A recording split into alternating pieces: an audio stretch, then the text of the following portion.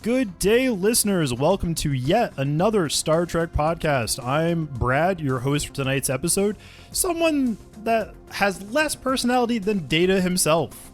I'm joined tonight with Michael Dorn's stunt double on TNG. Hey, Majid, how's it going over there, buddy? It's going great. How are you, less personality than Data? I'm doing fantastic, sir. Thank you so much for asking. Hope everything's good in your neck of the woods. But you know what? We have our buddy over there, a Will Riker inspiration. Drew, how's it going there, buddy? You know, I have been cultivating this beard for quite some time. I can tell.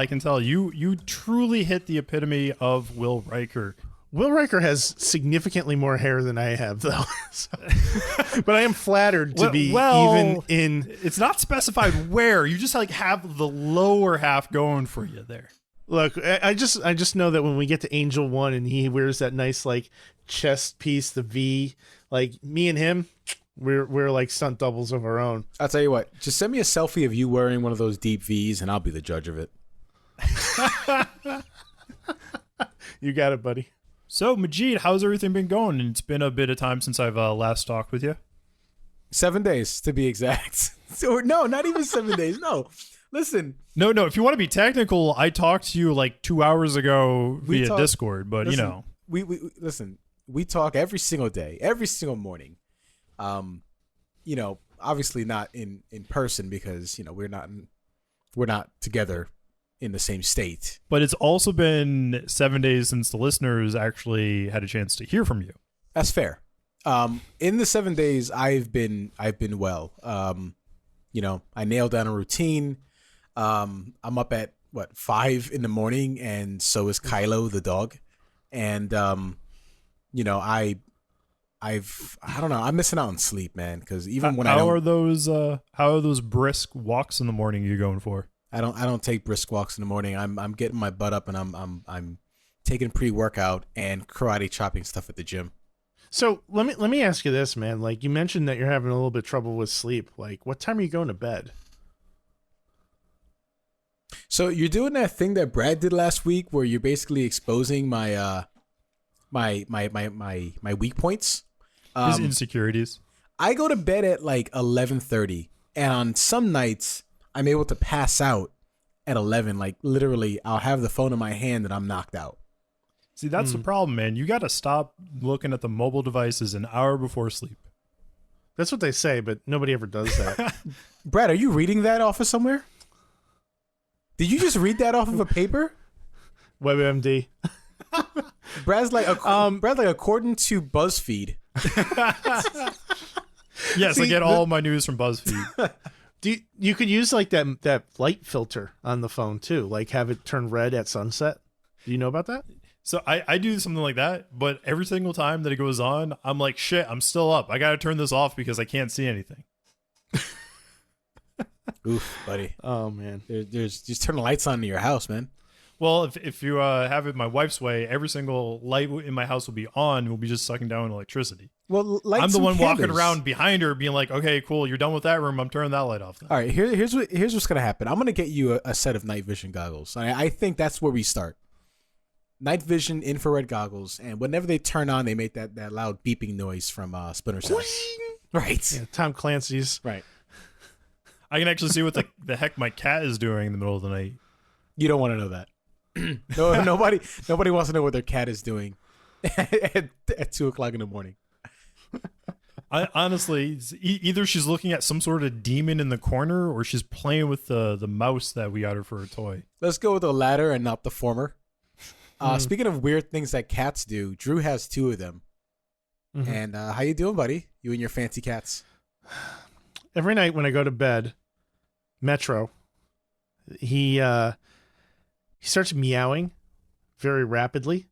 And it's one of those meows that if you're not in tune with it, you might think something is wrong, right? So he starts going meow, meow, meow, meow, meow. And then he starts running up and down the hallway. Like he just got shot in the ass with buckshot. And then all of a sudden he's like, meow, meow, meow, meow. And he has this mouse toy that we gave him. And he'll bring it into the bedroom and drop it on the floor. I'll just hear, meow, meow, meow. And I hear this toy hitting the floor every single time. It's like he's bringing it to me. He's killing this thing and bringing it to me. He's a fucking lunatic. Is it like he wants to play fetch or something? He doesn't he'll never let you see this toy in his mouth. He refuses to show that. But he will go crazy, knocking it around. He picks it up and throws it in the air. It's insane. You know what you got to do, Drew, is get him on your sleep cycle. That's it. It's simple. Well, Just he get does him on your sleep cycle. He is, because he does that, and then he jumps in the bed and makes it impossible for me to sleep. That's what's happened to me with my cat. She just curls up to the right of me, and then my wife is like the hog of the covers and needs to wrap herself in this cocoon state. So I'm trapped between my wife, who doesn't budge an inch, and my cat, who's like, "Oh, you're so adorable. I don't want to wake you." I kicked Stella Man. out of the room at night. I'm forced to kick Stella out of the room. Listen, I don't want to. It was up to me. I'd have Stella at the foot of my bed the same way Snowball was. But I'm forced to kick Stella out the room. So when I'm up at 5:30, I leave my bedroom at 5:30. There she is, standing right there by the door. And she wants to keep me company until I leave to go to the gym in the morning. But then she gets upset immediately when I have to open the door to get Kylo out of my daughter's room. She's not a fan of that. But they get along. They're getting along a bit. Yeah. Except now that Kylo is bigger than Stella, he tends to treat her like a chew toy. Yeah, it's the worst thing, because remember when Stella and Kylo first met, they were almost the same size. Now the tables have turned, and I feel so bad for Stella. She is now the But victim. she has claws, though. If she was really concerned, she could defend herself. Kylo has bigger teeth. Yeah, but dogs are scared of cats. I wish that were true. I'll have to record this for you. I've never had a dog, so I can't really comment on that one. Get yourself a dog. It's fun. Yeah. I'll give you one. Maybe when I buy a house, I'll consider that. Who knows? Yep, that's a written contract. You are held to it. Yeah, and then I'll have to enjoy the absolute 5 a.m. walks with the dog and rain, or sleet, or whatever it is, and I'm okay with not doing that. I can assure you that. You're not like a it where I can mailman. You're not a mailman. I can There's no I can rare and serious enjoy the stuff. fact that my cat, I put her aside and be like, "Hey, you take care of yourself. I'll give you some food and water occasionally. You're good." Yeah. Look at you, Mr. Man who has a cat that listens to him. Yeah, right. Seriously. Oh, I'm a huge rollover. What are you talking about? I may talk this way, but in truth, my cat really tells me what's going on. It's her world, not mine. Ain't that the truth?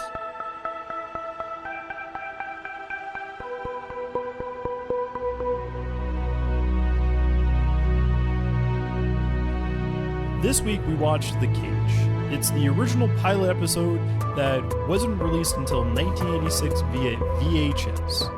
The episode starts with Captain Christopher Pike and the crew of the Enterprise as they receive a distress call from Talos 5. Initially, Pike decides not to investigate, but after a martini and a pep talk from his doctor, Pike changes his mind.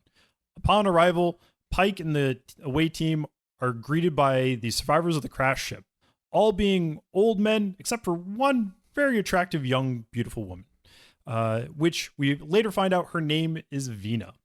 Almost immediately, Pike is deceived by the female survivor and quickly captured by a race of telepathic aliens living beneath the planet's surface. Pike shortly awakens, finding himself in a locked cell with multiple other alien races adjacent around him. Here we find out the captors are the Telosians. They start to mess with Pike's mind, and they make Pike and the viewer question what is real. During this time, the crew of the Enterprise make several attempts to free Pike from his captors, but fail to do so.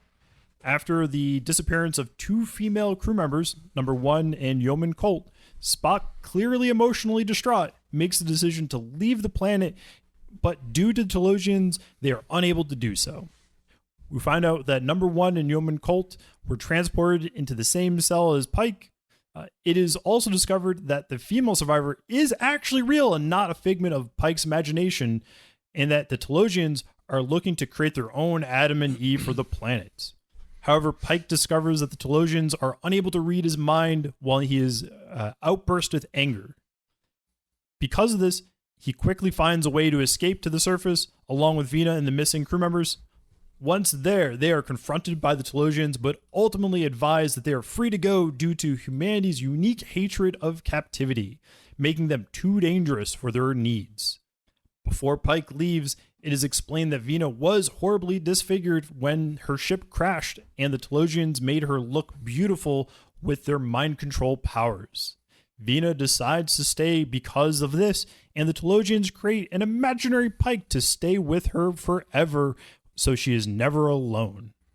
To sum up the episode, the ship's doctor is also your bartender, Spock gets emotional, and the race of telepathic aliens can make it easy to date yourself. Fellas, thoughts, comments, concerns, questions, what is going on in this episode? What are your thoughts? Drew, let me start with you, buddy. How did this episode resonate with you? Well, I mean, this wasn't the first time I had seen this episode, but it has been a while since I've watched it. And boy, I'm not entirely sure what to think. There are certainly elements I liked, but quite a few elements that didn't really sit too well with me, I think, as well, too. They went over the top, I think, with the cerebral kind of stance that they were trying to get across with the episode. I know for me that when I first watched it, I remember thinking to myself, this is some kind of episode. It definitely had a Star Trek feel, but I was quite surprised with why they would choose this story for a pilot episode when they're trying to push something through the execs. And that kind of threw me off a bit. Yeah, and I would agree with that as well, too, because, you know, if you think about it, they ultimately decided not to go with this as the pilot. It was enough to sell the series, but it wasn't enough to make it to air. And I think, you know, these executives were basically looking at the potential of what could be rather than what was laid before them. So as a pilot, I think there are some pretty interesting ideas going on here, namely, if you know, everything with the Enterprise itself, the idea of being able to beam down to all these different worlds. But, you know, Roddenberry didn't really have the characters dialed in at that point, like Spock, you know, clearly a very different character than the one that we come to know over time, for example. And, you know, just a lot of details that I think weren't quite honed in yet. Thinking about from the pilot episode into what I know of Spock, I definitely agree. He has changed the characteristics. Obviously, as the series progressed, the character Spock evolved through the actions and the adventures that the Enterprise crew had during that. Now, Majid, what were your thoughts? This being somewhat probably a very different experience than what you've been used to on like the lower decks, Discovery. How did this episode come across to you? It was it was interesting. There was so much. There wasn't as much use of the lens flare as I hoped, so that was kind of disappointing.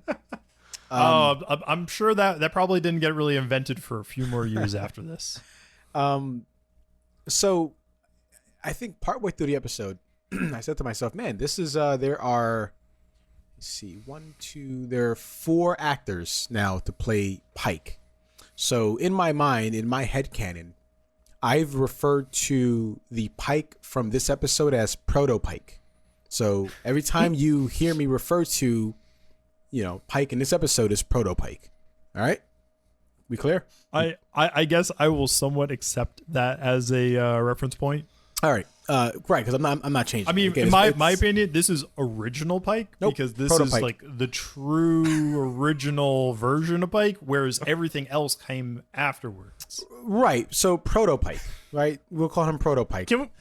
Can we get a book definition on what proto means for the listeners? It's called Pike Prime. Ooh, I don't know. Pike Prime to me. edit that. Tongue twister bit. A little bit. So, Pike Prime was the one inside of the Morse code wheelchair, right? That's Pike Prime. That's the first one to appear within the episode within the lore of Star Wars. Ooh, Star Trek. Ooh, that's strike one. Is that strike one? I'm sorry. Oh, That is strike one. That's strike one. I'm sorry. I gave myself a strike. That's one demerit. I think we need to make sure we keep that clip and we basically post it everywhere. Oh my god! I'm not ashamed. You're on your first episode review and you've already broken the cardinal rule. Listen, we still have our safe word, which is Wookiee. Just know that if we say Wookiee, it's our safe word. So again, Proto Pike. I didn't like him. I did not like him at the start of the episode, and it should be known in my mind that I very much kept the idea that this show was a product of its time. So a pilot shot in the 60s. The fabric used on their uniforms, the hairstyles, and the way that Pike treated the ensign, the female ensign. That was so bad. I think that was like one of the things that like immediately stood out to me. Not in the good way. It was what was it? I can't get used to a woman. I can't used to having a woman on the bridge. And then he qualifies number one as being not a woman. Oh, you're an exception. You're an exception. But as soon as he said that, my eyes like lit up and I was like, what did he just say? Yeah, I had to. How is that acceptable? Yeah, I had to put it down. And then note, like, not 5 minutes after that, a party of 6 men beamed down to the planet. Yeah. Yeah. You know, now who saved them in the end? Like, I mean, number one came down and she led the party and you know, blew the door open. I mean, she didn't know that they did, but they did. And, you know, ultimately her presence is what got Pike freed, her and the yeoman. The official captain's log that Pike writes, I guarantee you mentions nothing of that. It's just going to say that he did it by himself. Do you think... I have a question for you guys. Do you think that Captain Pike is the original Zap Brannigan? No, God, no. Obviously, Captain Kirk is the original Zap Brannigan. Yeah, Kirk has so much inspiration for that character. I feel to me it's like overflowing with the mannerisms of Kirk.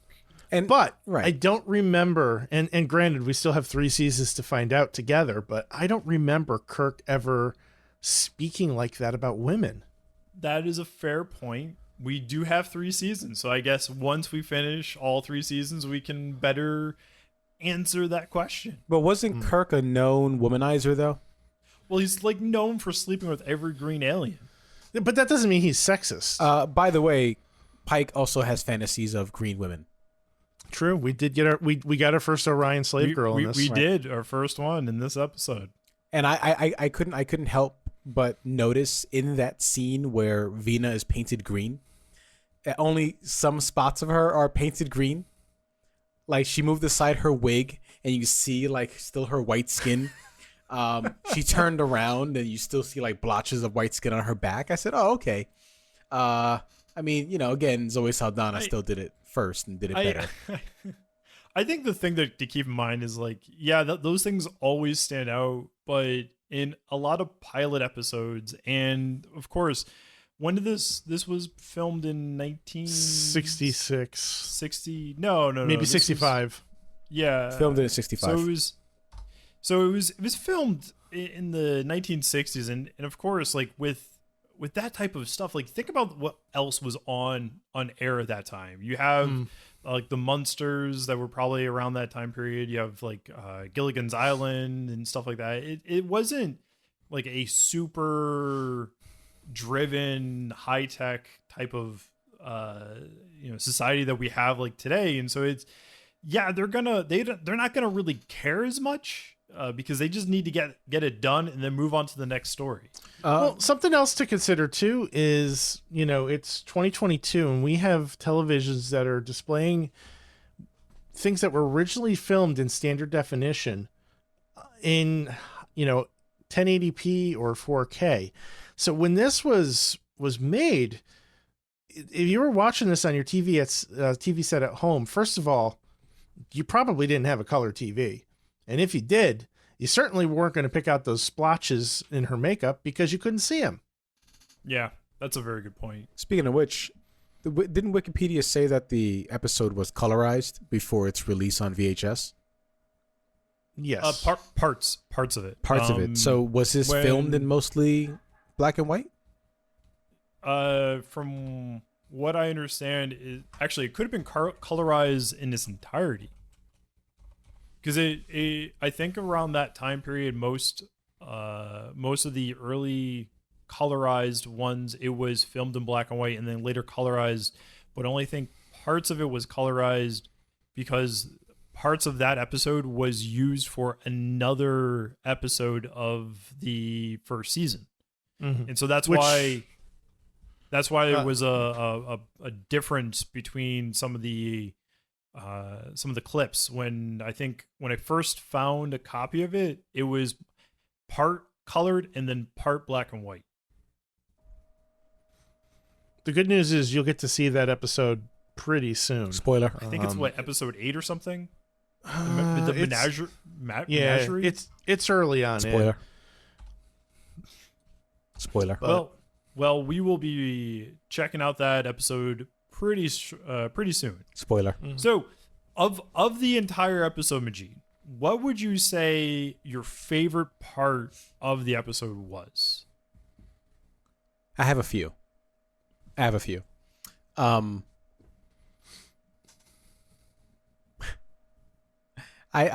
have a few.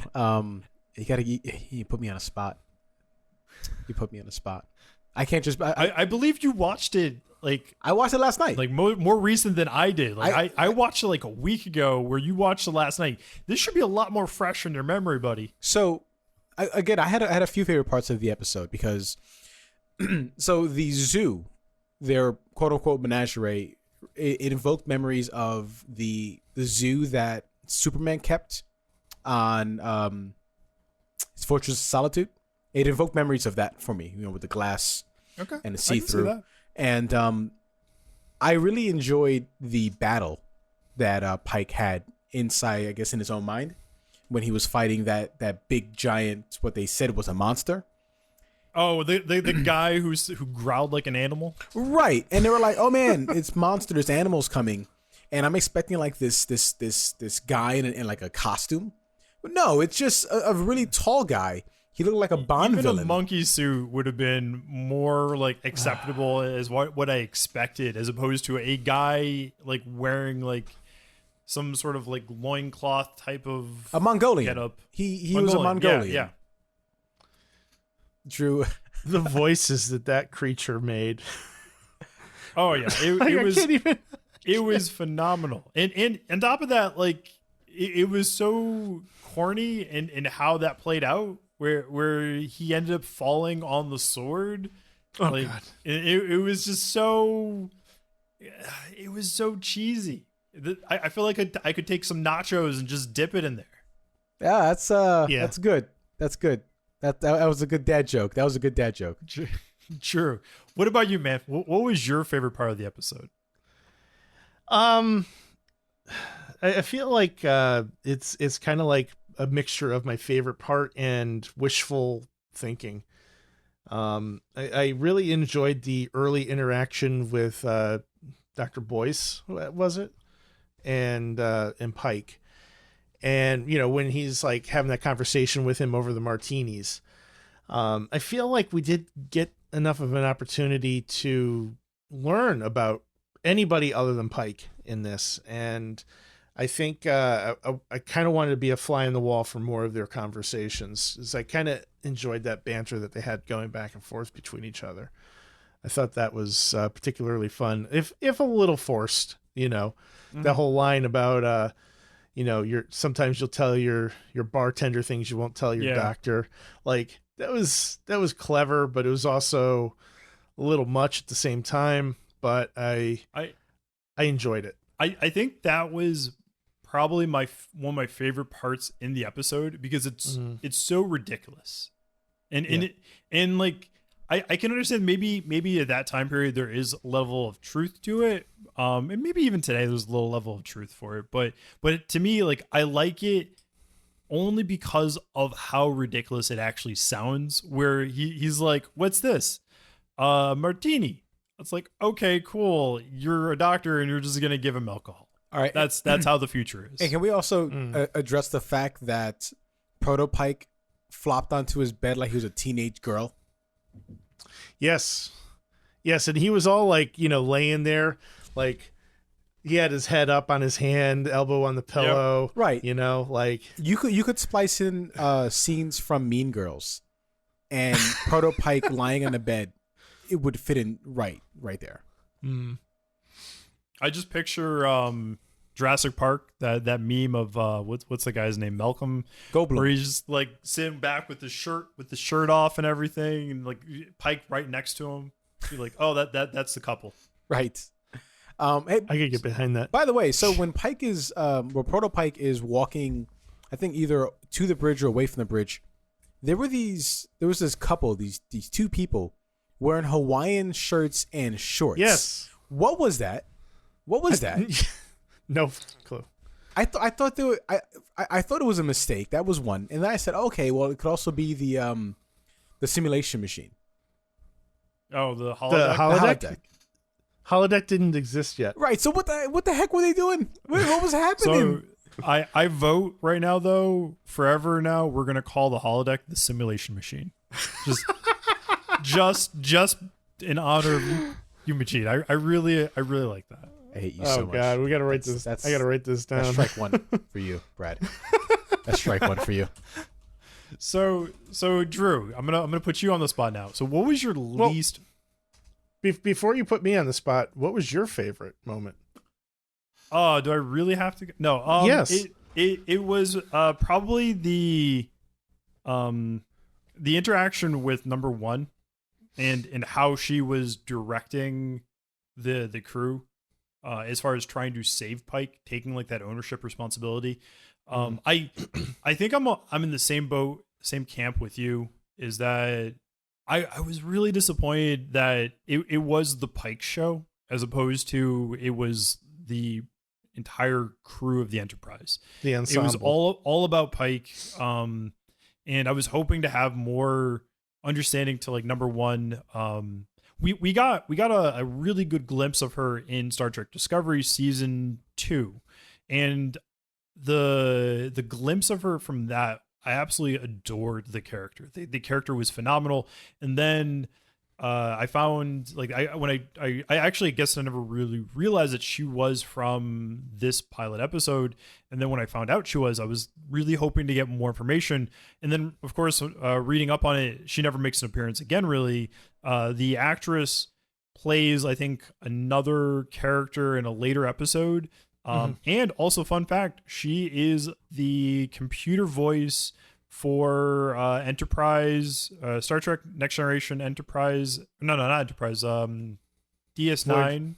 She did, so she's responsible for all the Starfleet ships. Yeah. Up until a certain point. So you'll hear her voice on DS9. You'll hear it on Voyager, Next Gen, Loxana Troy. I mean, she's done it. She's Star Trek royalty. She's also Roddenberry's wife.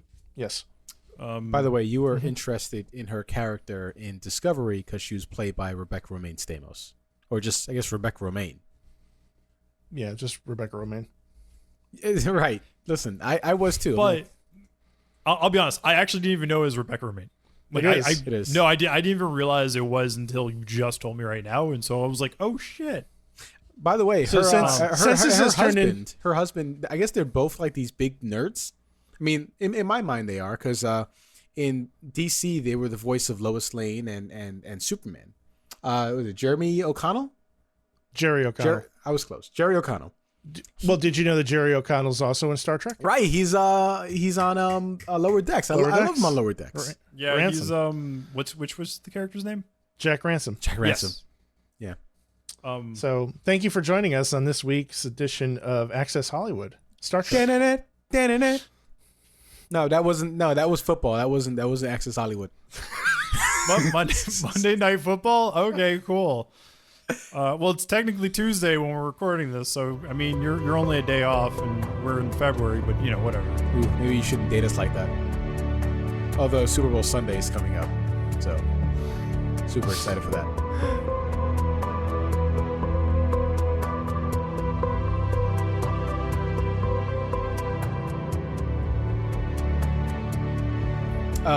So what was your least favorite part of the episode, guys? I'll go first. The least favorite part was the part where Pike gets put into the cage and the Telosians start to mess with his mind. I'm at that point in the episode, and I'm just kind of like so confused. Is like any of this real? Is this just like in his head? And it even gets to a point. It's like, is that woman real? Like, are any of those other aliens real? Like, what the heck is real in the episodes? And I think there was not enough baseline for me to understand what really is real, because they go into like something that happened last week, and he did like the fight for that monster thing, and it was just so confusing at that point that I felt was not a good story arc in my view. And I think that was probably one of the major least favorite parts for me. So if I have this correctly, your least favorite part of the episode was the fact that it made you question reality. No, it made me question what the hell is going on. So it made you question reality. It's like, what was real? What's not real? Am I real? Am I watching this? What's happening? That's what I'm getting from you. You know what? I'll just go with it, man. Yeah, I question what's real. I always. How about you? What was your least favorite part? My least favorite part is knowing that the Telosians are totally into voyeurism. Like that was very apparent. They're like, hey, we're gonna put you in here with this very attractive female. Go do stuff. Nobody's watching.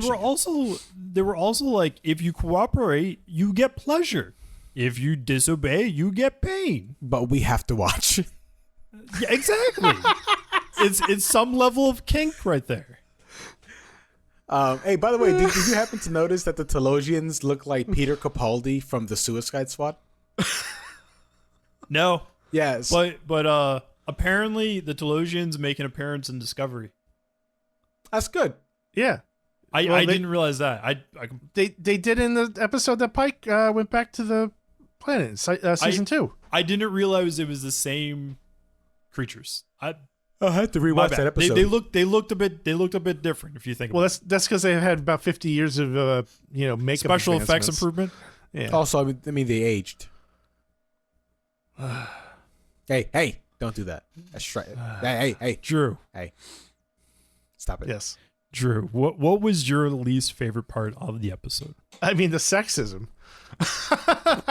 How is that not anybody's answer? That's a big one. That's a big one. No, it's a tough one for me to get. See, like to me, I was kind of debating on saying that, but I felt like that's just such a broad statement across the entire episode. I mean, it's tough to like not have that stare you in the face, but I mean, I understand that it was product of its time, so like I'm willing to, I guess, give it a pass. Not that I'm condoning it, obviously, but like it's just how things were. So I don't think any of us are gonna condone it by saying that's not specifically pointing that out as our least favorite part of the episode. I think that's quite obvious based upon the conversations. We started off with saying like that was one of the most shocking moments when it starts off with him saying, "I'm not used to having a woman on the bridge." But other than that aspect of it, like when you think about the other characteristics of how they did the story, how they did the scenes, what really stood out to you as far as like your least favorite? I don't know. There were just the way the Telosians spoke to Pike and tried to explain things to him, I think is just so like I don't know. The writing was bad? Yes. I don't think their dialogue was well done. I don't think the whole thing was just a very, I think, abstract approach to a good idea. I think at its core, the idea of the episode is solid, but I think the execution is kind of poor. And particularly when it comes to the Telosians and what they're trying to explain. And maybe it's like, I guess you could kind of stretch it out and look at it from a point of view where perhaps, they don't know how to talk to humans, which is what's causing this conflict in the first place. But it's just, I don't know. You think if they have brains that big, they'd figure it out. One of the things that I was thinking about as to how the episode really felt, it felt very much like an Outer Limits episode. Thinking about the Twilight Outer Limits Zone from that time period, it felt very similar to that, and I kind of feel in some sense that's the direction they were kind of taking it. There were a lot of parts of the episode that I felt were overly cheesy, overly acted, and didn't quite make sense. And it was only in there just to progress the story. Like how Pike escapes. They allow number one and Yeoman Colt to beam into the cell with their weapons. And in reality, they were like, Pike uses their weapon to shoot at the wall, being like, it doesn't do anything, nothing works. When in reality, it was actually destroying the wall, they just couldn't see it. And to me, that kind of showed a huge lack of foresight on the aliens, because quite frankly, they could have just beamed the two crew members to the surface, disable them there, and then bring them into the cage. But no, they didn't. They had to go directly there, and they basically set themselves up for their own demise. Well, they had to make That's a good Pike point. look like the hero in the end, right? They beam the two women down. Pike has an idea, and now he has the tools and able to save the day. That's the way I thought it was set up. Do you guys have any moments that you felt were like just completely ridiculous and hilarious? The slave girl scene. Oh yeah, that was totally ridiculous. That was bad. I think my favorite moment was when they're back on the Enterprise. They're getting ready to beam down to rescue Pike, and the transporter kicks in, but only beams down Yeoman and number one.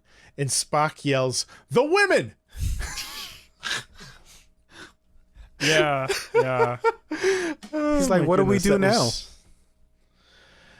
Oh man. One of the most ridiculous parts was when they left the weapons, or the Telosian, when the women beamed down into the cage, they had the weapons with them, and they just dumped the weapons near the food, where they put the food in, and then like the Telosian that goes to get them, Pike realizes they're going to grab it, and so he captures the guy. And to me, thinking about, if you can control their minds, why don't you just make them throw the weapons out of the cage? And there were so many nonsensical plot holes for the whole situation. I felt like they had an idea, but they didn't really have a good way of getting out of it. I would agree with that. So Yeah, that's a really good observation. now moving on back to a favorite topic, Drew, of all the characters, who was your favorite character and why? I mean, there weren't any other characters other than Pike.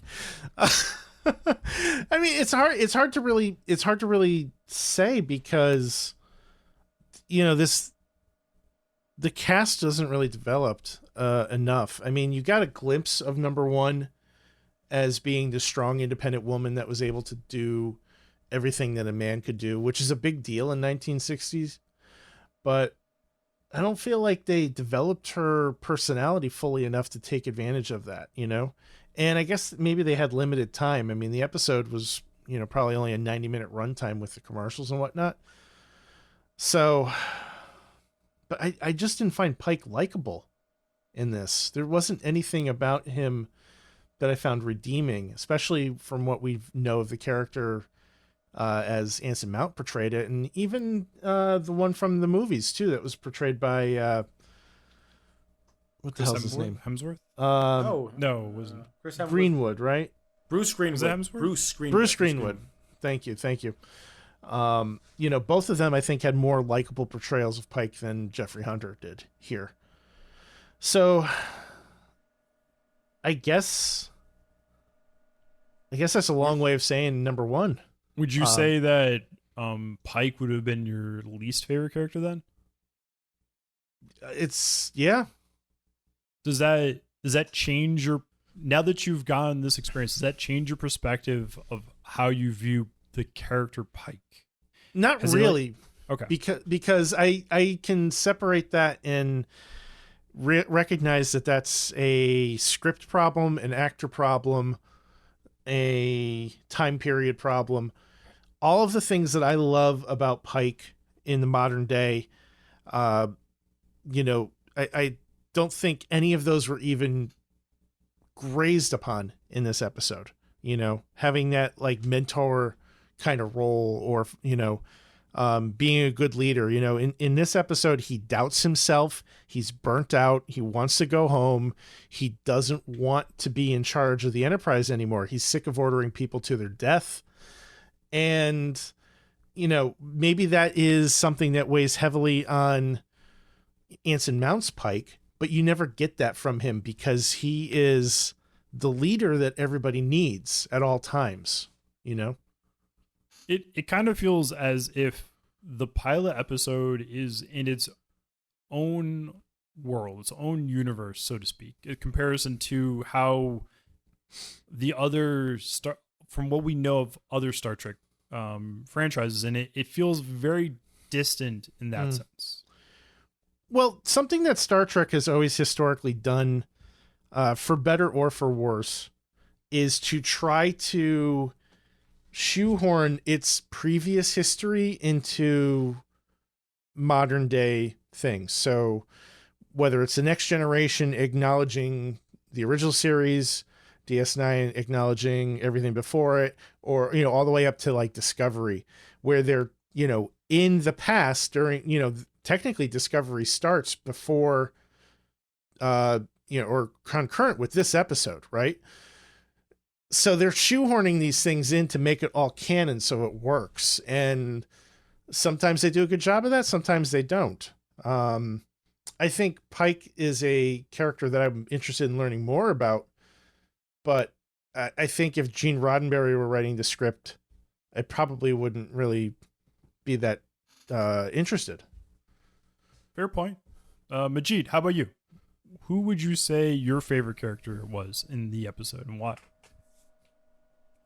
Yeah, I don't have a favorite character. I mean, again, like Drew said, there was only Pike, right? We spent the majority of the episode focused, solely on Proto Pike.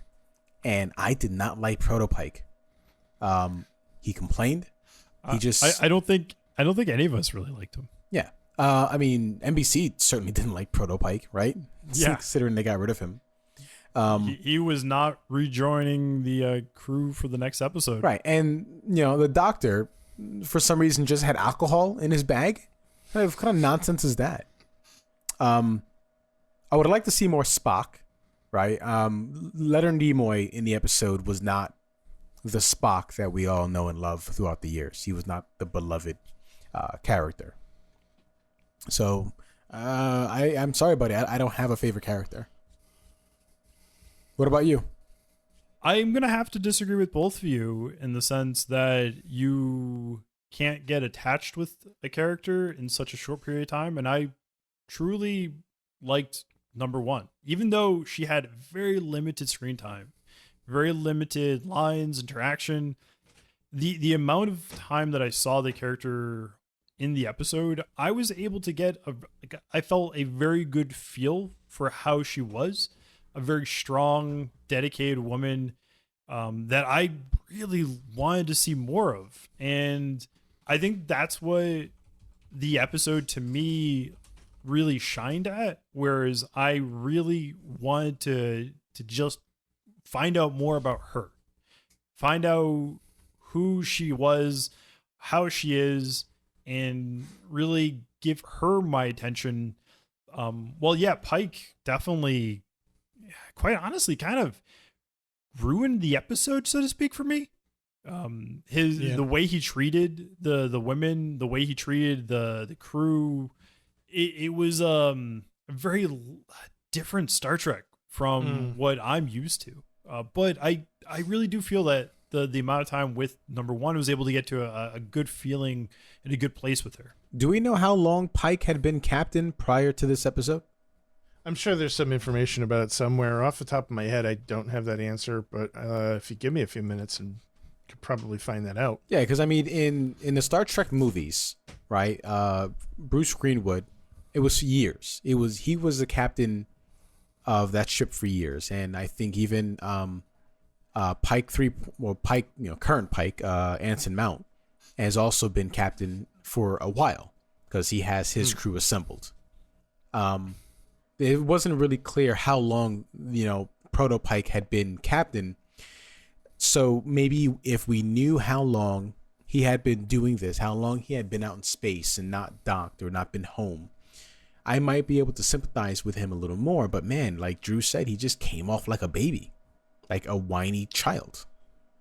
This is very loose information, but from what I could tell, he took command of the Enterprise in 2250. And it looks like Kirk took command 2265. So he had command of the ship for about 15 years. Pike was not the first commander of not the first captain of the Enterprise. That was actually Robert April, who never got officially filmed, but there's I think there's an episode of the animated series where he shows up. He had it for about 5 years. So Pike, we're looking at about 15 years. What year did Enterprise? Like when was that taking place? You're talking about Scott Bakula? Yeah, Jonathan Archer? Yeah, Archer. Oh, jeez. It had to been 23rd century. So, I'm sorry, 22nd century. So, 2150s. Okay. So it's like 100 years prior to even that. Okay. Yeah, so he took command of the Enterprise in 2151. Okay. So it's a bit of a jump between that.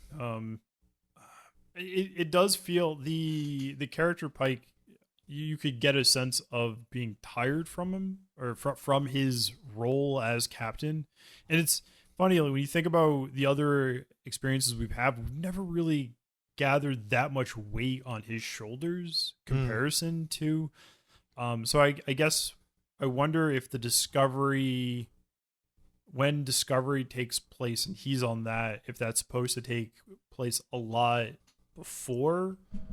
Well, we know his days are numbered. We at least know that. Yeah. Yeah. Well, so the issues on Talos 4 happened in, I think it was 2254. All right. So 4 years into Pike's command, right?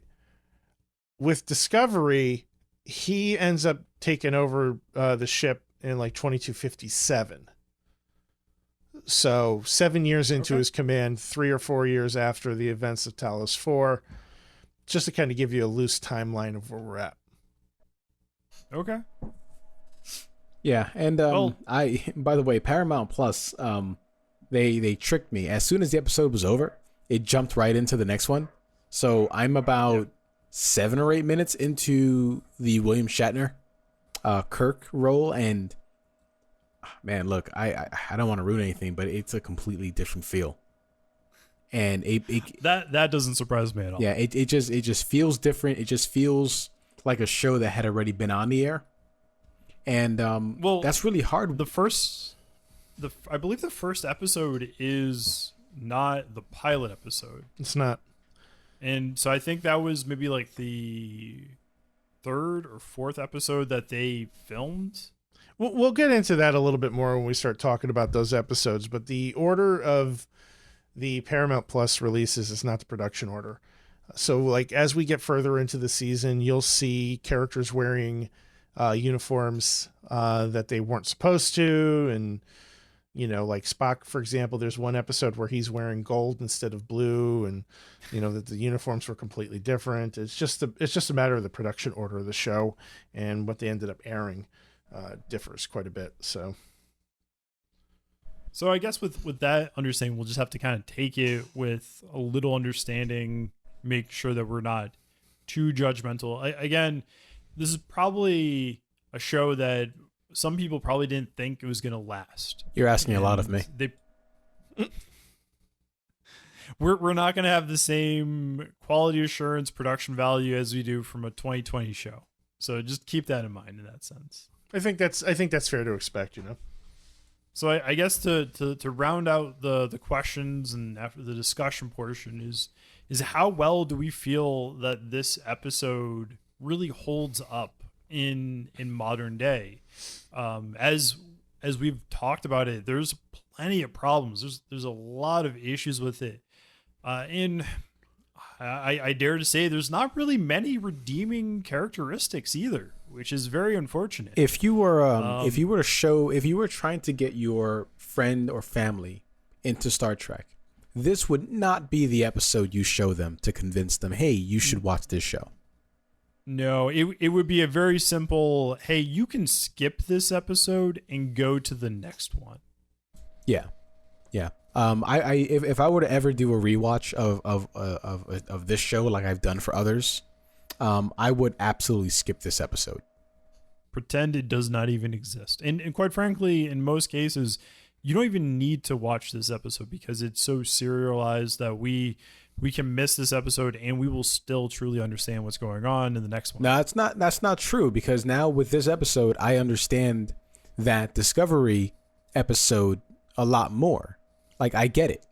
Anson Mount's Pike was tortured, and you can actually gather that from one of the future episodes. If I'm understanding correctly, it's that that is based upon the menagerie. Right. Fun fact: the original title for this was The Menagerie. Oh. And it wasn't changed to The Cage until much later on, after they actually had The Menagerie filmed and aired. When you edit this back, can you do sound effects when you say "fun fact"? Like just some kind of sound effect, just so that it's a fun thing to do. No. Oh, I tried. Yeah, man, this is hard to recommend, quite frankly. It's I think as a fan of the series and somebody who's kept up with modern Trek from a historical standpoint, a context standpoint, I think that this is a good watch. Just so you have some better understanding of what's going on at Talos 4. But if you are going into this as like, oh boy, I'm going to watch an episode of Star Trek today, maybe you might not want to watch this one, unless you're doing like a full watch of the series. I think for what their goals were, from a production standpoint, to show that the show was feasible, could be done, and kind of give an idea to producers what they could do. I think it was successful, but I don't know. I feel like I was a bit let down by the quality of the writing, mostly. So according to Drew, character development. So according to Drew, the only reason you would watch this episode is if you're doing a full watch through, or you're doing a podcast based on the original series. Accurate. I feel like this is a good example of how Star Trek has progressed over the years. When I think of Star Trek, I think of it being a groundbreaking series that pushes the limits of equality, pushing the understanding of like gender, race, sexuality, and I think about what I am familiar with. It shows that it's not necessarily always going to be that way, and it shows a good progression of how the transition went for. To me, it's a lesson of its time in a sense, where you said, Drew, where it really shows how that time period was. I agree completely. It is definitely not a good episode of Star Trek. Yeah. To me, it's a complete just pass entirely. I to me don't feel like you're getting much out of it. Even if you want to refer or understand references from other series that are later on in the future, it's not even worth to me in that sense. I kind of feel if you want to understand history, that's a definite good way to get a grasp of what's going on at that period. Yeah, I think that's well said. Yeah, I don't really have too much else to add. I can tell we are all somewhat let down by this episode. Yeah, honestly, I was. I was really hoping to be kind of blown away by like some hidden gem, and that's just not what we experienced, unfortunately, and it's a little disappointing,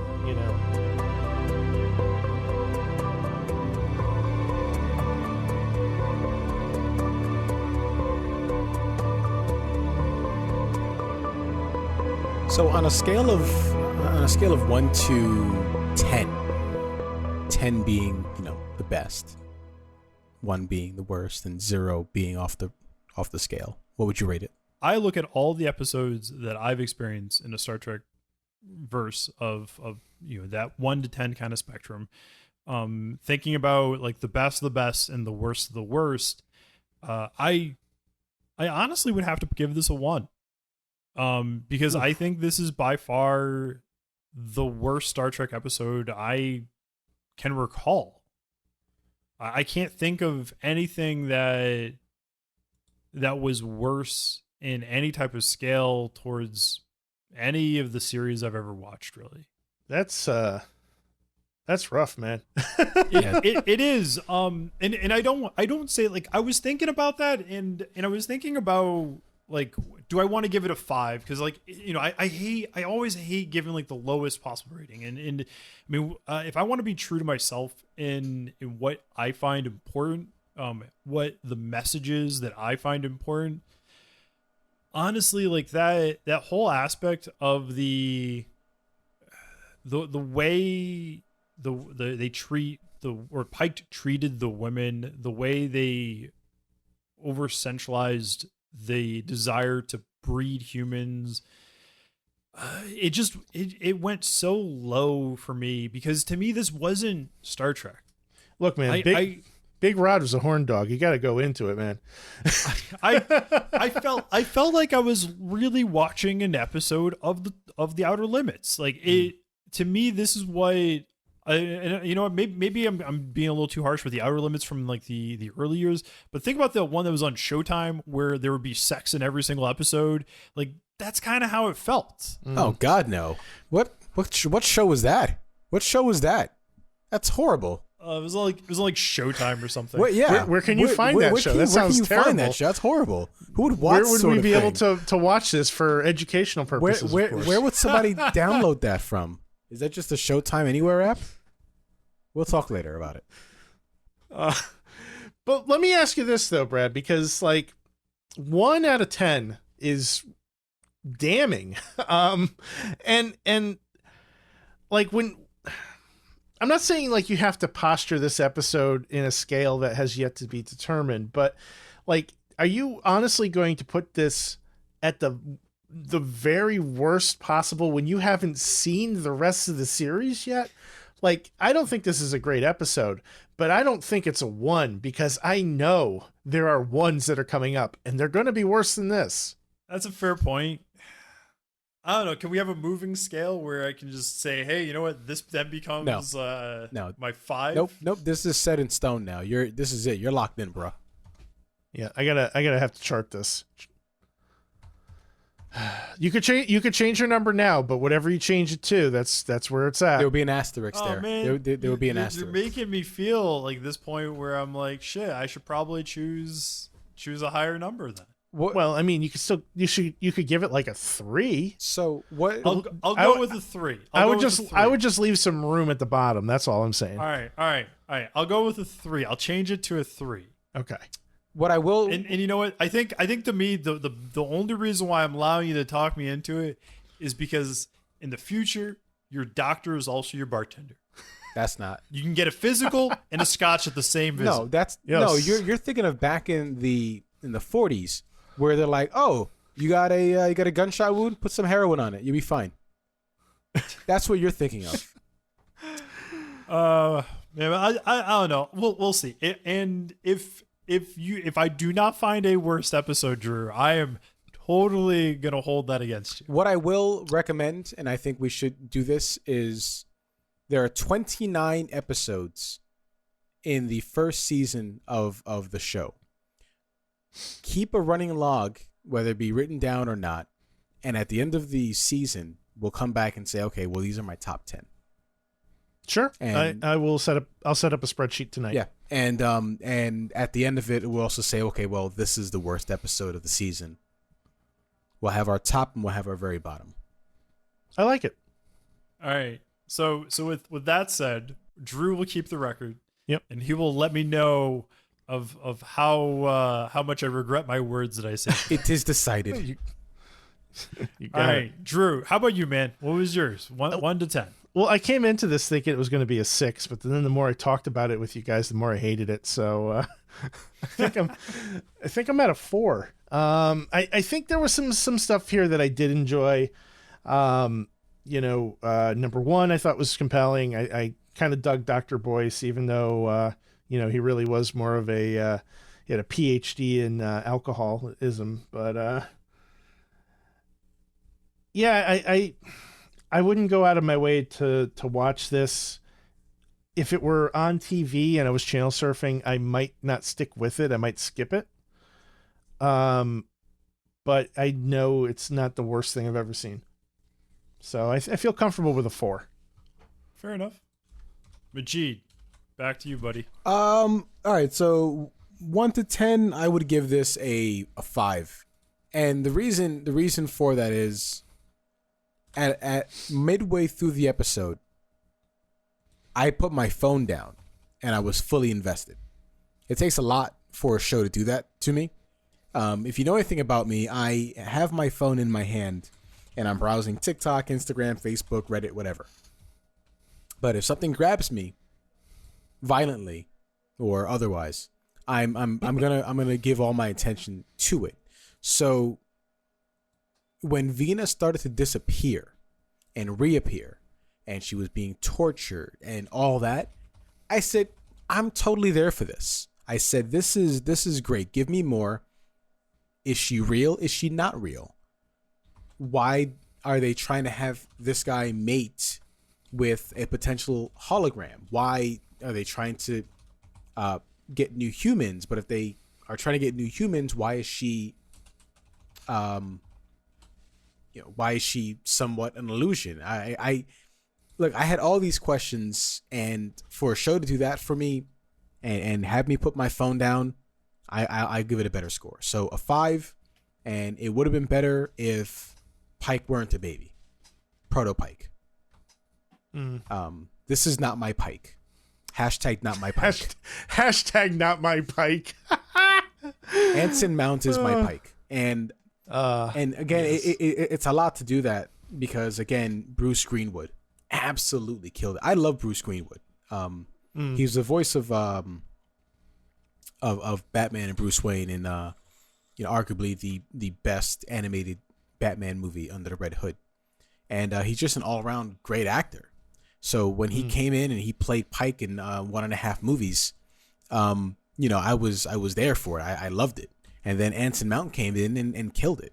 And this Proto Pike is the worst Pike.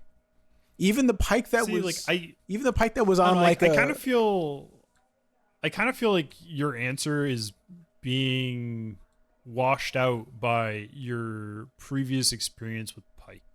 Yeah.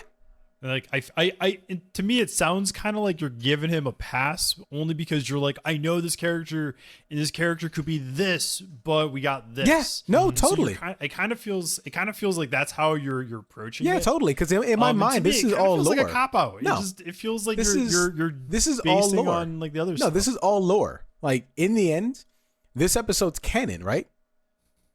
Yeah. Okay, so it is. This is all lore. This is all Star Trek lore. So you have to understand that this Pike is the same Pike that shows up in the Menagerie episode where he's hooked up to a Motorola pager. And later on in Discovery, played by Anson Mount, this is the same character, different interpretations. So yeah, you have to chart that progress. So that's another strike for you, Brad.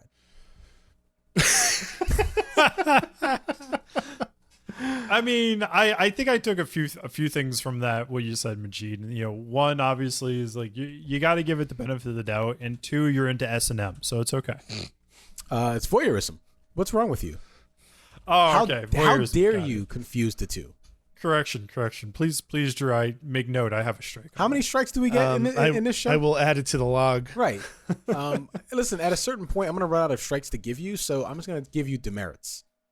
And we're going to see see how many demerits you get at the end of our season. 10 points for Gryffindor, right? Okay. Don't do that. Don't act like you're a Harry Potter nerd. Oh, I totally am. God, don't. I read all the books and everything. Nobody cares. You realize Brad. Nobody I know cares. how to read, right? Like I read things. Prove it. You see, you can't prove it. I can go grab the books from my closet and I can show you and everything. Look right into the camera as you do it. Do not break eye contact. Nope. All right, we're done. What was it that Zap Brannigan said? I don't need to know how to read in order to lead. No, that was Arnold Schwarzenegger from The Simpsons movie. Oh, The Simpsons. I was elected to lead, not to read. Right. Thank you. Anyway, so I can tell we gave very, very low reviews overall for this episode. And as the listeners can probably hear, it was not a most thrilling adventure for us. No. With that said, though, if you want to learn about history, you want to see how well the show progresses from there, it is worth getting an understanding of, but can quite easily be passed upon. So just keep that in mind.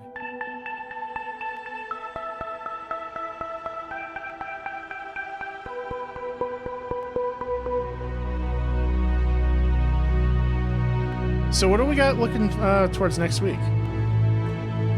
Going to the Man Trap, right? It's called The Man Trap.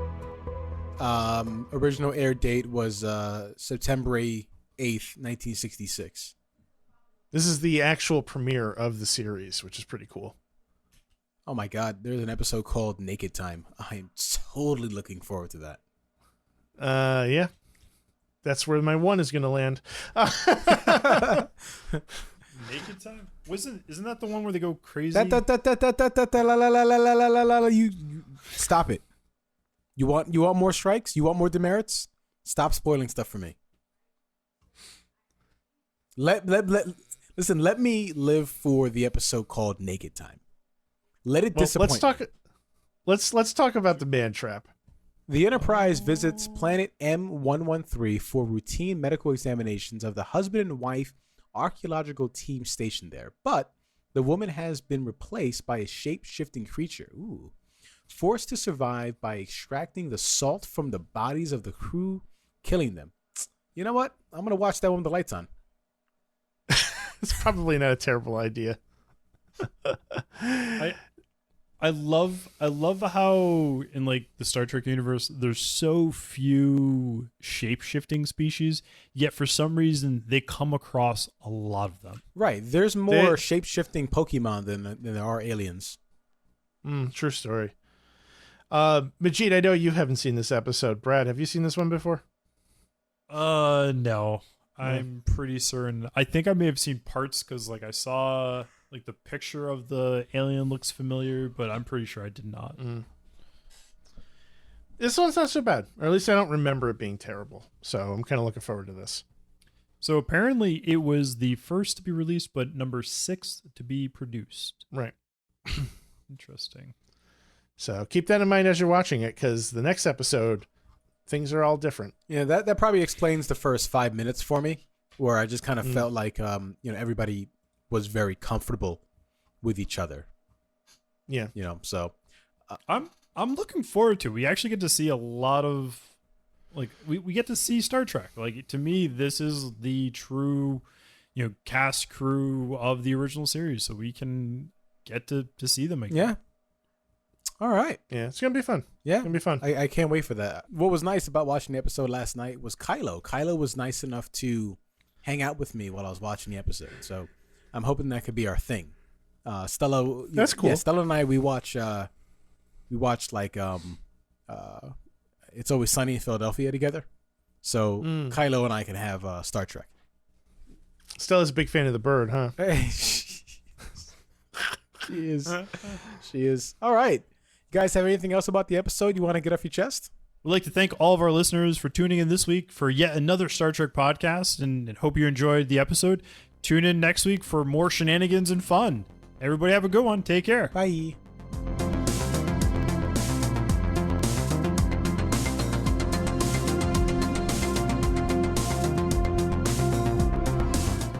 Thanks for listening to yet another Star Trek podcast. We're a part of the Retro Sessions Network. This episode was recorded on February 8th, 2022, and is hosted by myself, Brad, Drew, and Majid. Additionally, Drew edits all episodes except for when he doesn't, and then we don't have one. Our music, Warp Speed and To the Stars, was written and performed by William Grobelar Music. Be sure to check him out on SoundCloud. We'll have the link in the show's notes. Want to chat with us on social media? We're just about everywhere at yet another ST Pod. Want to drop us a line? Email us at yetanotherstpod@gmail.com. Next week, we'll be watching The Man Trap. Watch along with us on Paramount Plus and let us know what you think of the episode. Want to support the show? The best way is to write a review and rate us on Apple Podcasts, Spotify, or anywhere else you get your podcasts from. Don't forget to subscribe too. That's pretty important. Remember, your doctor is just your doctor, except in Star Trek, he's also your bartender. Thanks again, and we'll see you next week.